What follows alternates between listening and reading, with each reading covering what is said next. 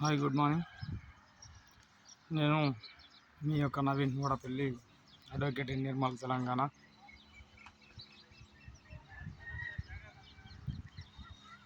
ఈరోజు చూస్తున్నట్లయితే కేసులు చాలా రకాలుగా ఉన్నాయి. ముఖ్యంగా ఈరోజు నేను తెలియజేయాలనుకున్నటువంటి విషయం ఏంటి అన్నట్లయితే, యూత్ ఎవరైతే కొత్తగా ఎన్రోల్మెంట్ అయి వచ్చినటువంటి న్యాయవాదులు ఉన్నారో వాళ్ళు సీనియర్ల దగ్గర వర్క్ నేర్చుకుంటూ ఉన్నారు.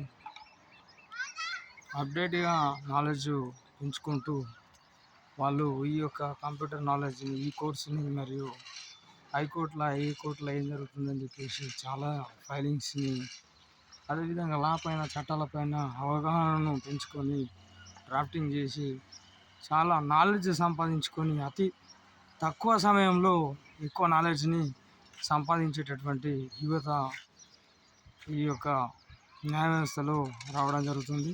చాలా సంతోషకరమైనటువంటి విషయం. కానీ ఇందులో కొందరు న్యాయవాదులకు, యువతనే ఆయనకు ఫ్యామిలీ ప్రెషర్స్ కావచ్చు, ఫైనాన్షియల్ ప్రెషర్స్ కావచ్చు, కొందరు న్యాయ వ్యవస్థకు ఈ యొక్క కోర్టుకు రాలేని సిచ్యువేషను న్యాయవాదులది ఉంటుంది. అంటే ఫైనాన్షియల్గా ప్రాబ్లం ఉండడం వల్ల ఈ యొక్క కోర్టుకు రాలేని పరిస్థితి కొందరు న్యాయవాదులు ఉంటుంది.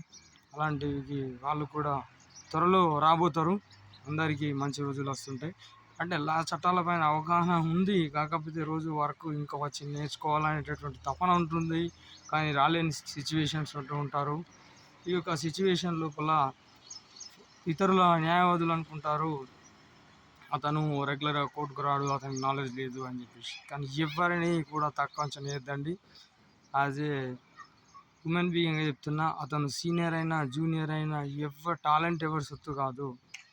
మన టాలెంట్, మన సబ్జెక్ట్ నాలెడ్జ్ని పెంచుకున్నట్లయితే ఎవరినైనా మనము రైట్ టు ఇన్ఫర్మేషన్ యాక్ట్ ప్రకారం కానీ మనకు నాలెడ్జ్, తెలిసినటువంటి నాలెడ్జ్తోని ఈ యొక్క క్వశ్చన్స్ అనేటటువంటి అడగొచ్చు.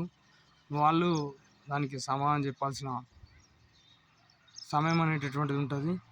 ఏదేమైనా ఈ యొక్క న్యాయ వ్యవస్థ లోపల వస్తున్నటువంటి న్యాయవాదులకు త్వరగా నేర్చుకొని ఈ యొక్క ప్రొఫెషనల్ లోపల మంచి సమాజంలో ఉన్నటువంటి సమాజంలో ఉన్నటువంటి క్లయింట్లకు, వాదికి, ప్రతివాదికి, అక్యూజ్డ్లకు, రెస్పాండెంట్లకు మనము సేవలు అందిస్తూ ఉన్నాం. వకాలత్ వేస్తున్నాం, కౌంటర్ వేస్తున్నాము.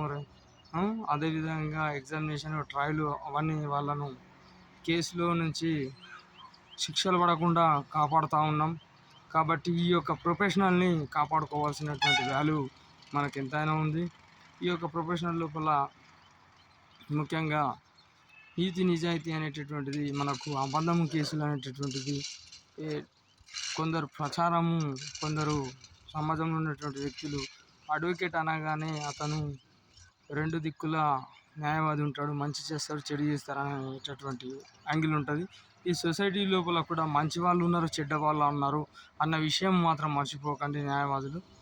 అదేవిధంగా నా వర్షన్ వచ్చేసి, నేను నిజమైనటువంటి ఫ్యాక్ట్ ఉన్న కేసులు మాత్రమే పడతాను.